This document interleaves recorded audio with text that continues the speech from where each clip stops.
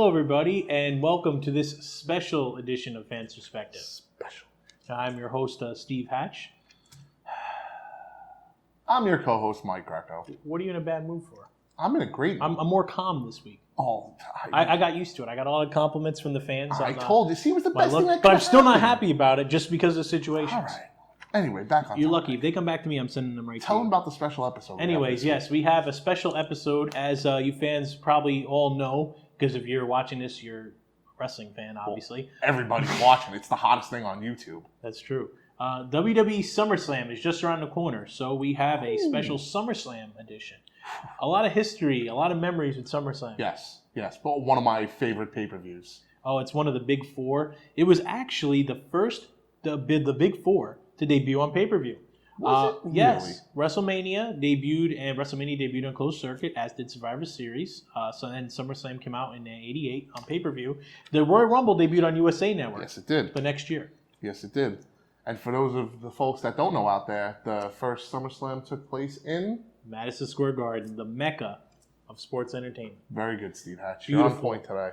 Oh, well, thank you. But of course, SummerSlam is the second biggest event in WWE. What were some of your earliest memories of SummerSlam? Earliest memories, I'll probably say sometime around 1990, 91-ish, somewhere around there. I'll probably say 91. One of my favorites. I remember the opener, I believe, was Ricky Steamboat, Davey Boy Smith in the opening match. I know it was against the Warlord. I can't remember who else was in the match. But 91 overall, actually 91, the Mountie versus the Big Boss Man. That's probably that's probably the first thing that comes to mind. And I remember as a kid, it was so funny because the Mountie loses the match and the loser had to spend the night in New York City correctional facility.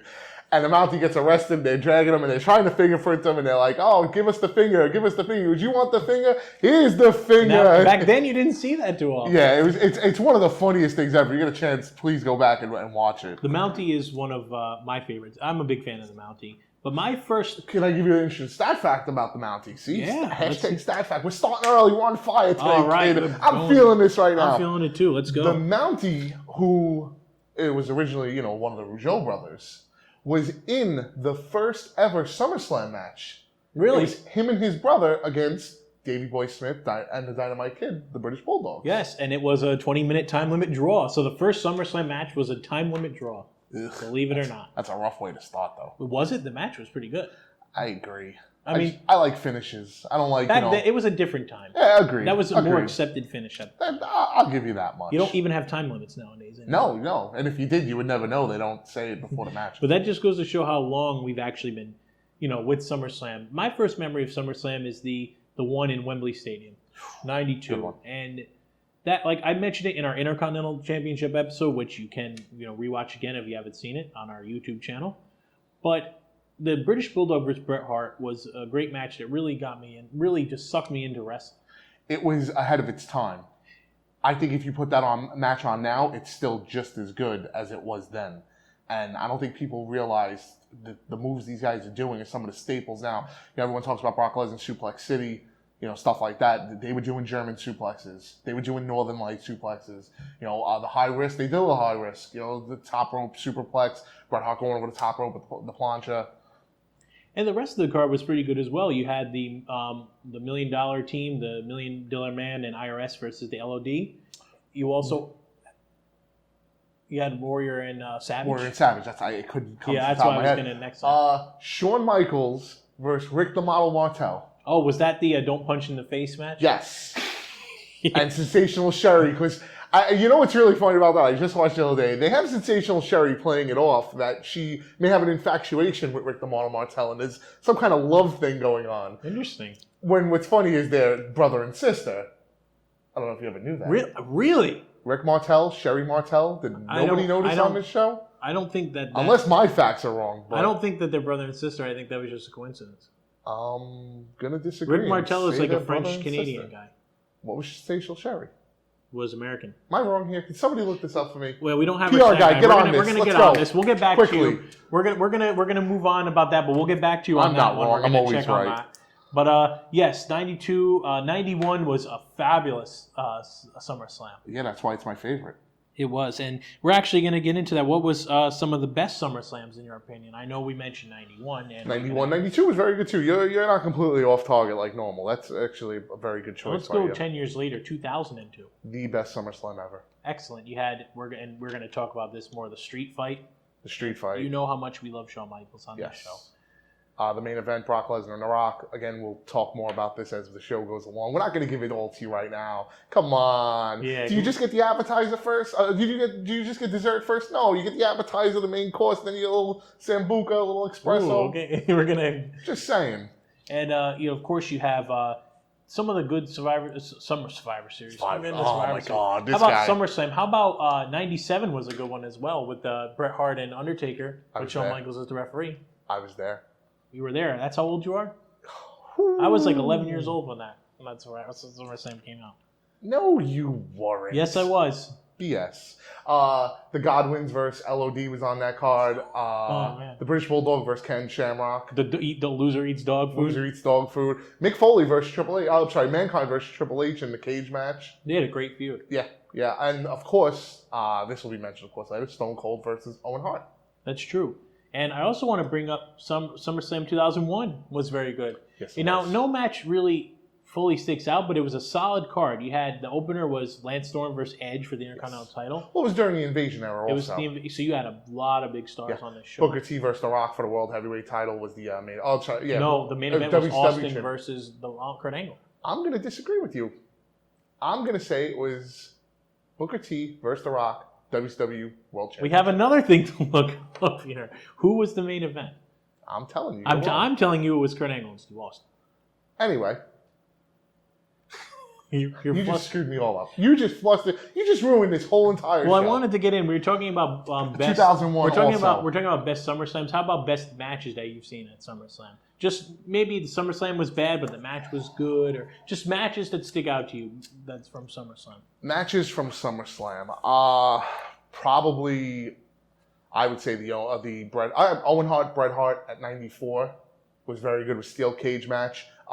Excellent match. I believe in, like we talked about on the last episode, a couple episodes ago, of guys that were never world champ that deserve it. I wasn't a big Owen Hart guy, but I believe this is when he peaked in this match. It's him and Bret in a cage. Bret wins. Afterwards, Jim Neidhart gets involved. The British Bulldog gets involved. You know, if you look at a lot of the early SummerSlams, the British Bulldog was in a lot of them and had a big part in a lot of them. You know, that was a great match that didn't main event. Because 94, the main event was Undertaker versus Undertaker. Wait, you want to say that one more time just in case those out there couldn't hear you? Yes, and fans, if you're new to wrestling. There it is. Yes, Undertaker, in 1994, Undertaker went missing, and the Ted DiBiase... After he was put in a casket by Yokozuna and about 12 other guys, 10 other guys. 10 other guys, yes, that's true. And he went missing, and Ted DiBiase was claiming that he could bring back The Undertaker. And you saw something, this clearly wasn't the real Undertaker. It was actually Brian Lee, who called back to our last edition of the Factions. It was Chains from Disciples of Apocalypse. Yes, it was. Good friend of The Undertaker. But anyway, Undertaker came back. Unfortunately, he's dead. Yes, he does.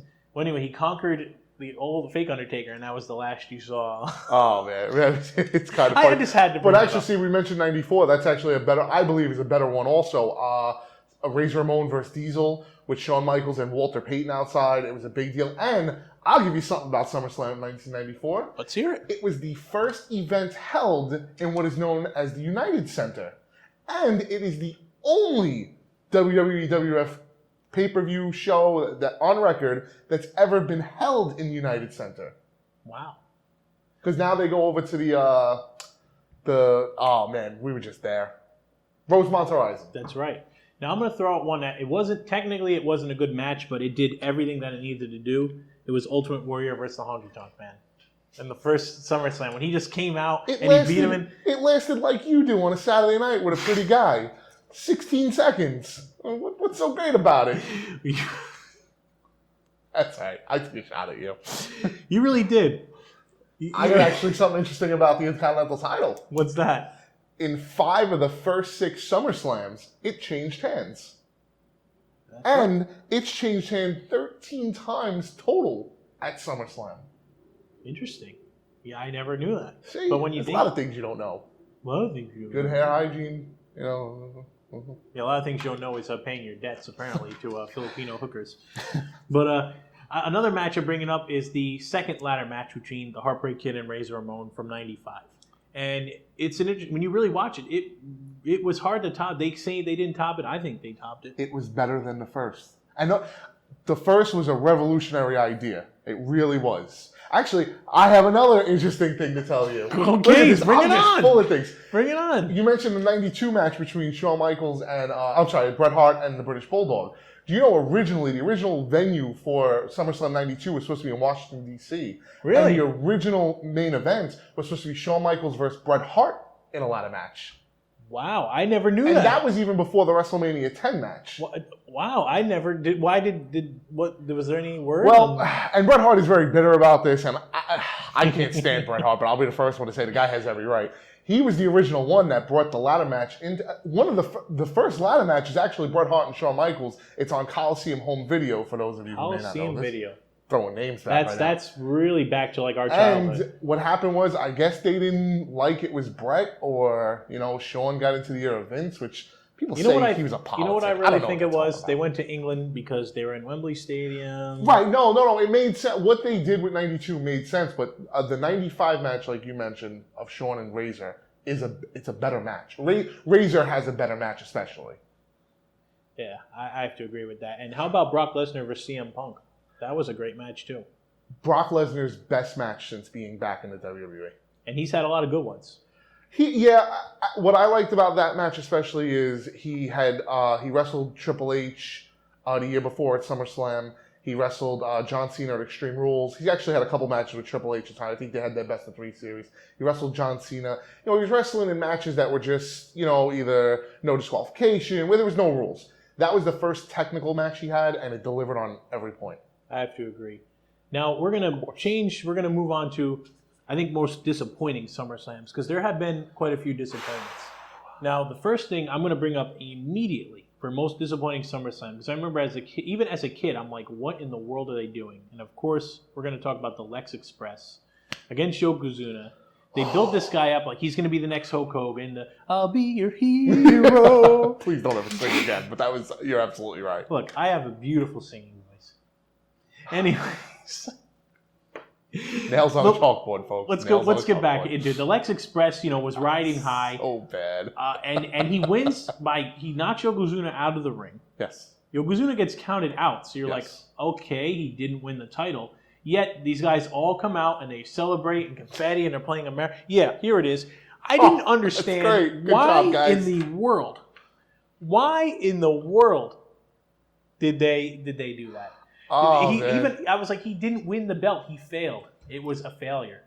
I'm going to go 2 years later and go with SummerSlam 95. Oh, man. Well, there was one good match on the card, but the main event, and I'm pretty sure that's what you're going to bring up. Well, the one good match was Shawn and Razor in the ladder match, but the main event was Diesel versus King Mabel. King Mabel main evented SummerSlam. Oh, boy. King Mabel. Oh, man, it was so bad. There was other bad matches on that, too. And this isn't to take a shot at Bret, but Bret Hart versus Dr. Isaac Yankem. Who's now known as Kane. His Kane. Kane was originally a dentist, folks. Just to show you where we've come. Well, now he's Corporate Kane, which isn't much better, but Kane. Now I'm going to go into, how about SummerSlam 99? That was disappointing. I mean, at the time, I was a huge Triple H fan. Triple H had never won the belt before. I wanted him to win so bad. The main event was Mankind versus Steve Austin versus Triple H. And when it was Jesse Ventura was the referee, it was just the event had a lot of stars on it, but it just really didn't deliver. Mankind being in the match at all was just, it made no sense. And he won. And he wins. I think the only reason why is because Jesse Ventura was the ref and they didn't want the heel to go over because Triple H won the belt the next night. Yes. On Raw. What sense does that make? None. I think that was the reason why.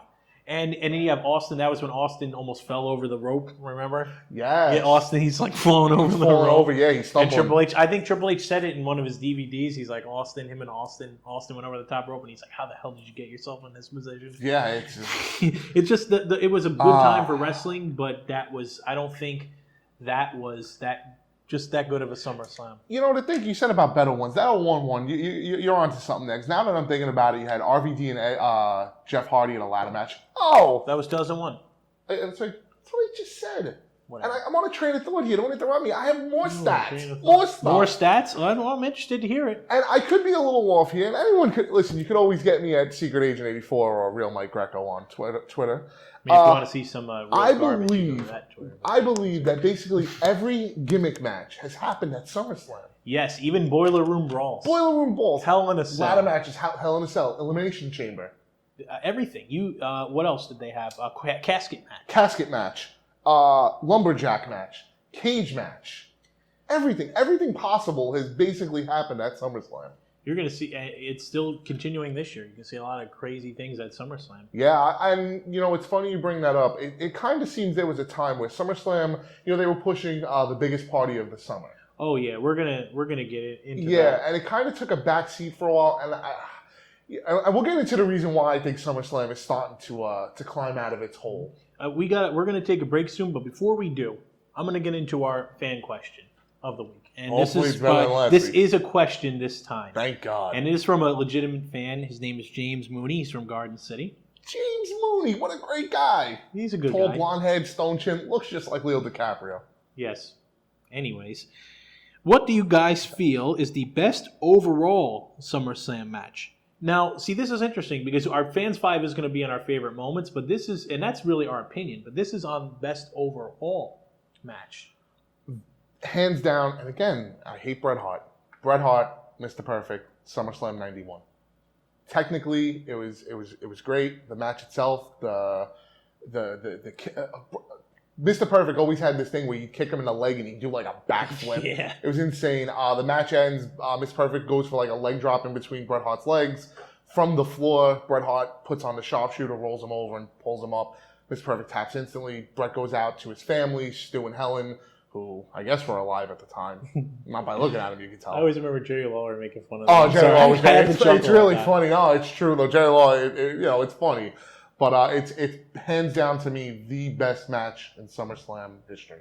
You know what? I would be hard pressed to disagree with you on that one, and I think James Mooney would be very happy since I hear he's a big Bret Hart fan. Yeah, the kid's got some faults. Yeah, that's true. But you cannot argue these two guys were two guys at the top of their game. Mr. Perfect is just the man. He's one of my favorite wrestlers of all time. Bret Hart, I hate to say it, but because I'm a huge Shawn Michaels mark, but Bret Hart is one of a favorite of mine too.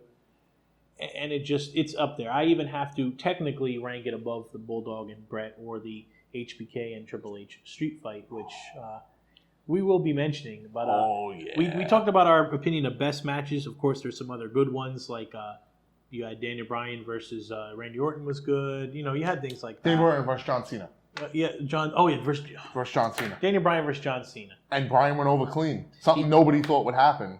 That was another good one. Like you said, we mentioned CM Punk and Brock Lesnar. We mentioned Hulk Hogan versus Shawn Michaels. Oh, yes. And we're actually giving you a little preview for our Fans 5. So we're going to take a quick break.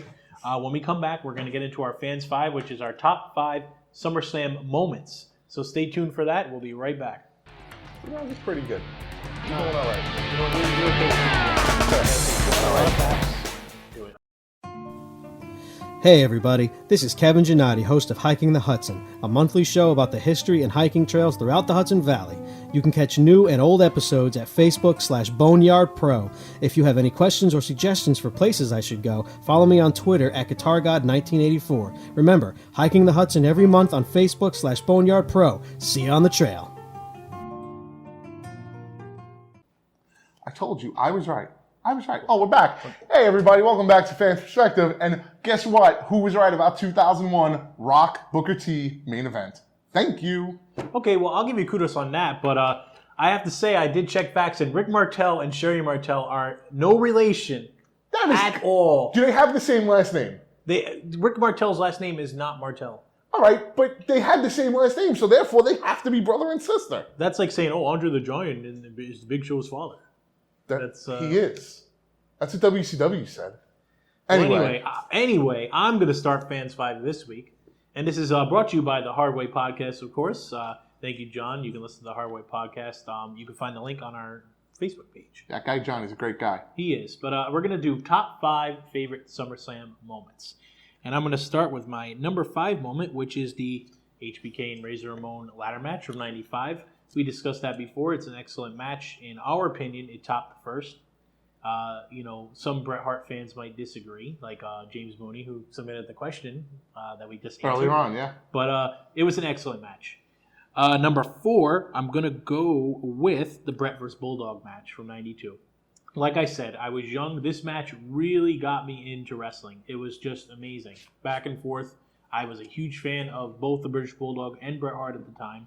I was happy when the British Bulldog won. His reign really didn't last that long, but it showed that both men have what it takes to be main event talents, and I can watch that match a million times and not get tired. You know who he lost that title to? Heartbreak Kid. Thank you. In my opinion, the greatest wrestler of all time. Now, my number 3 moment is more recent, and we discussed this earlier too. It was when Daniel Bryan defeated John Cena for the World Heavyweight Championship, and then Triple H, who was the guest referee, turned heel, pedigreed him. Randy Orton came out and stole the title. That was you saw it coming. He cashed in his Money in the Bank. It is. You saw it coming, but that really laid the groundwork for Daniel Bryan's story to eventually, goes to WrestleMania main events, wins the title. And the John Cena Daniel Bryan match, it was amazing. And Daniel Bryan won clean. Yes. Whoever thought that was going to happen? Yeah, hits him with the running knee. I think the first time he used the running knee. That's true, and it became a legitimate finisher right after there. Number 2 is not a match; it's a moment. And we talk a lot about storylines in fans' perspective and how important they are at wrestling. And we're going to go to 91, the match made in heaven, the wedding between the Macho Man Randy Savage and Elizabeth, who both are dead. Just shows you what marriage can do to you.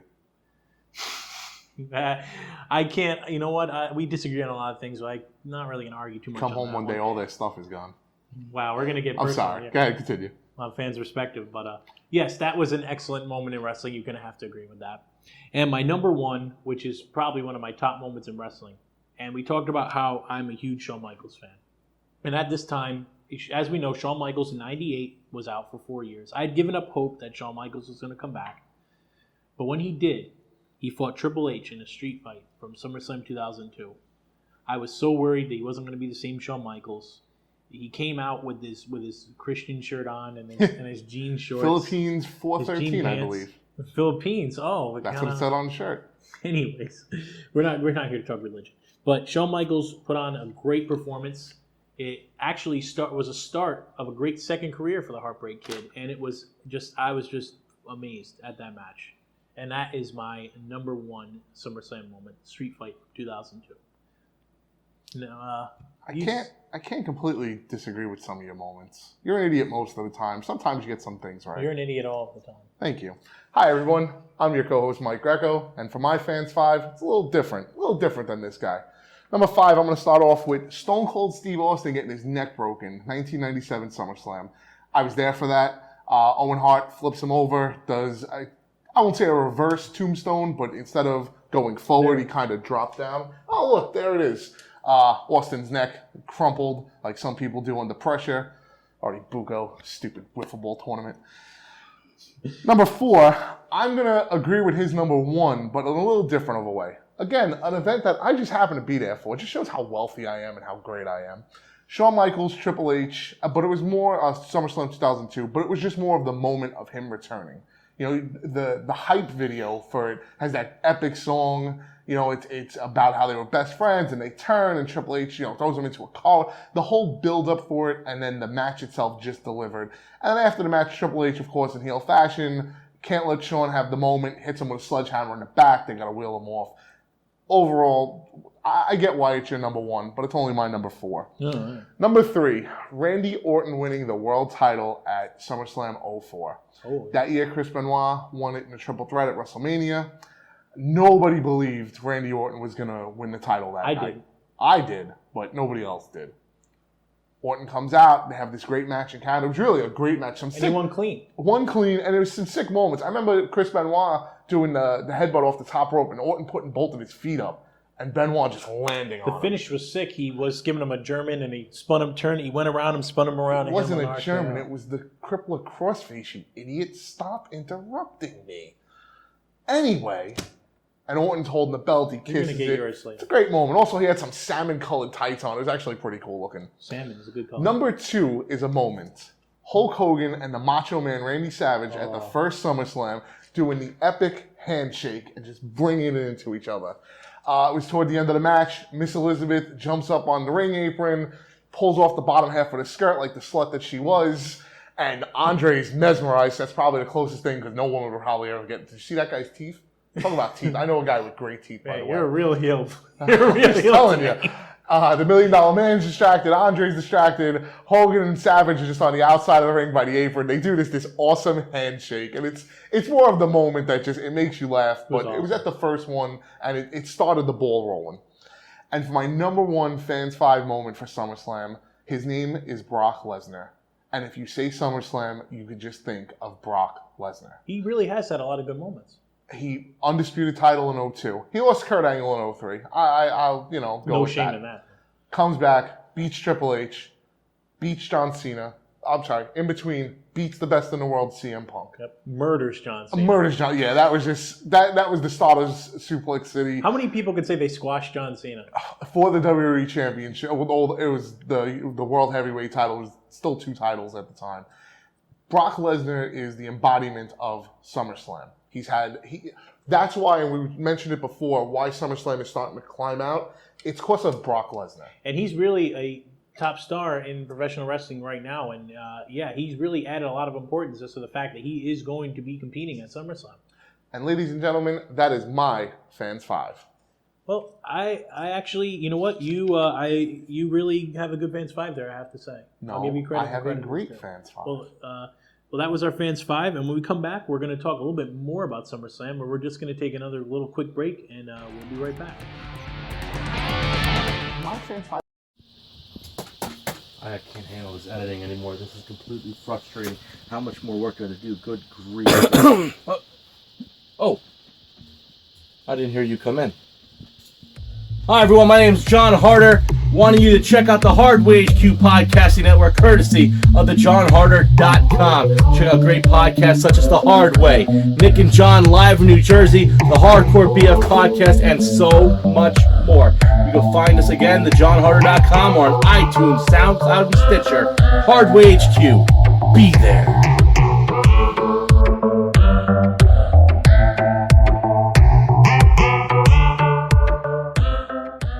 That was, I think it was During the different. invasion hour. I think it was different. That was cool. Anyway, fans, we are back with our SummerSlam edition of Fans Perspective. And, special. Our SummerSlam special. SummerSlam is right around the corner, and fans are excited. Now, a couple weeks away. That is true. Now, I want to talk about how WWE considers SummerSlam the number 2 pay-per-view. Now, we've said that over and over again. Now, a lot of people would disagree, though. A lot of people list the Royal Rumble as their number 2. I'm one of them people. That's good, because I want to hear your personal opinion and why. SummerSlam, of course, was part of the Big Four. It was part of the first 4 pay-per-views, that Royal Rumble, WrestleMania, of course, and Survivor Series. It got to a time where SummerSlam became the biggest party of the summer, and it wasn't as serious. You had a lot of dumb matches in between. To me, it's a pay-per-view that the best should happen. And that's why I say Brock Lesnar is all about SummerSlam, because you know that Brock Lesnar is on that card every year. It's a big deal. It's to a point now, and there's rumors Undertaker's going to be on this SummerSlam coming up. Sting may be at this SummerSlam coming up. Triple H, who's basically retired, I wouldn't say he's a part-time wrestler, he's on TV every week. He's at a lot of SummerSlams now. So it's building itself back up. But there was a long time that it was just. It fell flat. I agree, but you also there were still a lot of dream matches, like you had HBK and Hogan, which to me was a dream match. The sickest big boot ever. Man, Shawn really sold. I love Shawn, but there's times that he's absolute POS, and he does things like that. That was the old Shawn Michaels right there. Yeah, but the old Shawn Michaels in the new body, because if you talk about the old Shawn, you remember the stunt with him and Vader. When he just come off of the top rope and Vader doesn't move and he calls him a piece of garbage, I don't want to say we really called him. I happen to, as far as for my opinion with SummerSlam, I happen to agree with, for a time, I was like, no, well, Royal Rumble's always number 2, because that's when people who don't watch wrestling all the time, and watch WrestleMania, they'll watch the Royal Rumble. They'll watch things like that. Now, lately, I think that SummerSlam, they've been building it up. I think moving it back to New York was a good idea. Yes. And it's nothing against LA. I think they can have it in LA sometimes.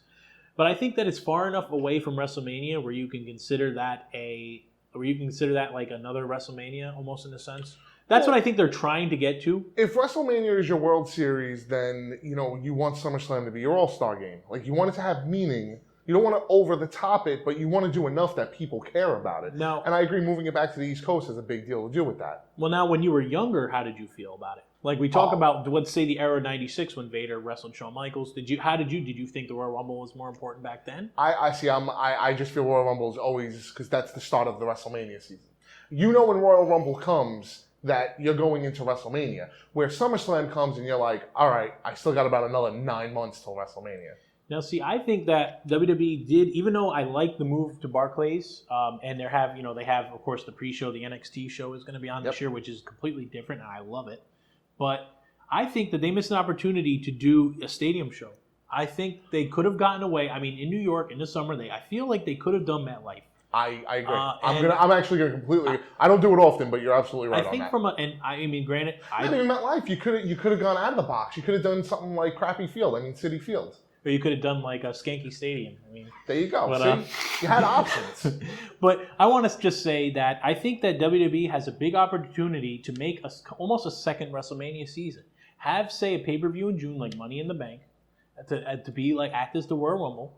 And build up towards SummerSlam, which could be a big stadium show. At one point, normally the winner of the King of the Ring, at one point it was right. The winner would face. That's how Brock got it. That's how Mabel got it. Well, no, but see, that's what I'm saying. It was almost like the undetermined. The winner of the King of the Ring would go on to SummerSlam and normally go for the WWF Championship or whatever the championship was. I think that that might be something they explore in the future because, like we mentioned, WrestleMania is something where people who don't even watch wrestling will watch WrestleMania.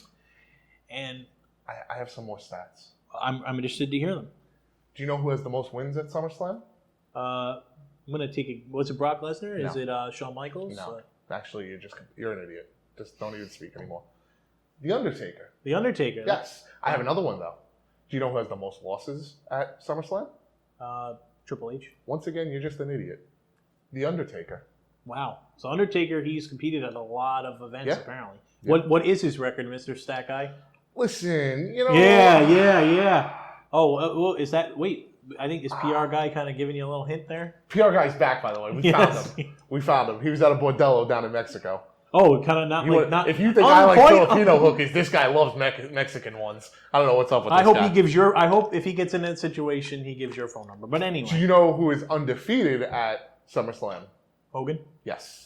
See. Do you know what his record is? 6-0. Very good. Yeah. There's also been 2 Money in the Bank cash-ins. The one you mentioned before. Alberto Del Rio. And Alberto Del Rio. Which, oh, God. Talking about couple editions ago. Talk about a guy that went missing. Yeah, I mean, let's face it. John Cena and CM Punk was the real main event. And Alberto Del Rio taking the belt was just a little strange. That kind of put a damper on that match. Do you also know that 1988 was the first year of SummerSlam, but the title didn't actually change hands for the first time until 1997? With that Shawn Michaels, Bret Hart Undertaker match with Shawn Michaels as special referee.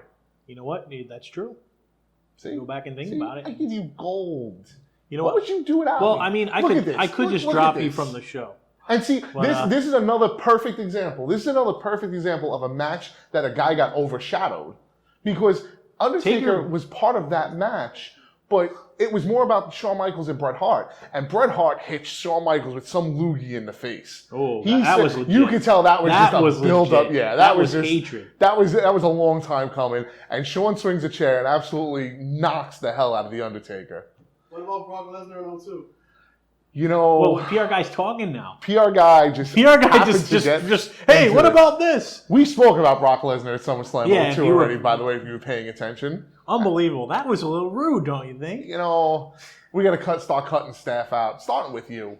But I'm the one. I would love to see you put together this show like me. But I can do it by myself. Oh yeah, that would be interesting. Well, before we go, we're gonna just do. We'll talk about one little quick thing. Now we talk about how they're making it serious. Now, do you think this is just maybe a 1-year break, and next year they're gonna go back to biggest party of the summer type deal, or do you think they're gonna go like the path that I think they should go with WrestleMania?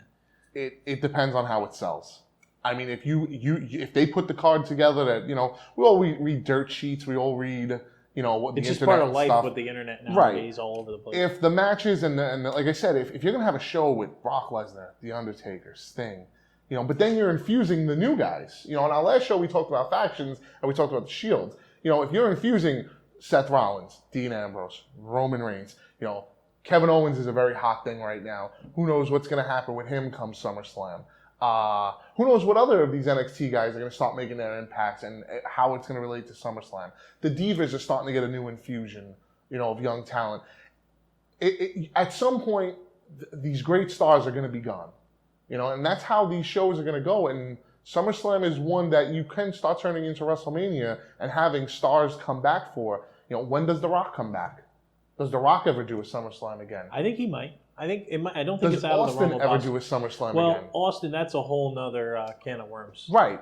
With Austin. Which is a future show, of course. Now, I like the fact that they're bringing this NXT show the night before. I think that makes it seem a little more important. You're making it like a WrestleMania because now they weekend. have their own type of SummerSlam event. Yes. NXT TakeOver will be filmed for the first time outside of Full Sail Arena. Really? All the TakeOver specials have been at Full Sail. Oh, wow. This is the first one outside. And already they've announced Jushin Thunder Liger. That shocked me. Never entered a WWE ring. That's definitely one to watch. And this SummerSlam, I feel, is going to be a good one. We'll see what happens, my friends. We will. SummerSlams usually are pretty good. And who knows what, we might see some kind of crazy gimmick matches too. Like you mentioned before, we see it all at SummerSlam. Maybe another boiler room brawl. Hopefully not. Well, anyways, folks, we hope you enjoyed our SummerSlam edition. Of course, you can watch all of our previous editions on our Boneyard Productions Facebook, along with our YouTube channel. You can catch me on Twitter and Instagram at Heavenly Hatch, and of course, on Instagram at SecretAgent84, on Twitter at Real Mike Greco. And I stress, only send him a question. You do not want to look through all the crap that he has posted on there. Some people just can't box with God, my friend. Some people's arms just aren't long enough. Hashtag poo-poo, hashtag all hail, hashtag Boneyard Productions, hashtag PR guy's been found. Yeah, besides for his rude interruption. Hashtag Mooney looks like DiCaprio. I mentioned that before. That's right, you fan. did. He's a great fan, That might by be a the little way. bit of a stretch, but hey, we'll take it. Yeah. I guess we're done this week. Yeah, we are. Well, enjoy SummerSlam and keep watching Fans Perspective. I'm your host, Steve Hatch. I'm your co-host, Mike Greco.